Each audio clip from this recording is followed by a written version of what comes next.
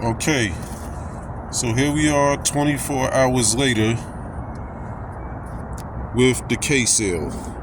So I opened everything up,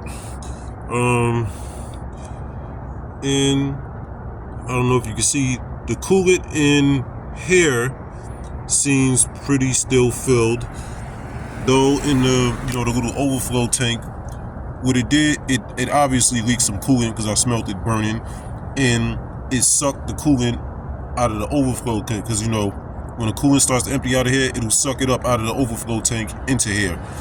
So it has sucked up most of the coolant out of the overflow tank, so I added a little more in here, and on this side it was pretty much, you see the level that it's at now, it was there. So now I don't know, it may be working. I don't want to bash nobody's product and say it's not working or praise it and says it is.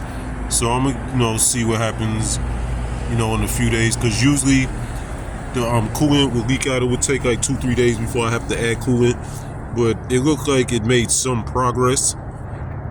But we're gonna see where this goes. But it appears that it might be working. I gotta clean this up. It's good. My engine looks kind of filthy. Unfortunately, my engine cover is gone, so I have to get a new center engine cover. I found a whole engine cover kit where all the panels, like this side, this, and this, all of it's carbon fiber. That thing is it's like $500 for the whole kit, because everywhere I look online just to buy the center engine cover, that's like $200-300. So I was like, just for the center one, when I could just buy the whole thing for like $500. So I might buy the carbon fiber whole engine cover kit. But as far as the K-Seal, it might be working.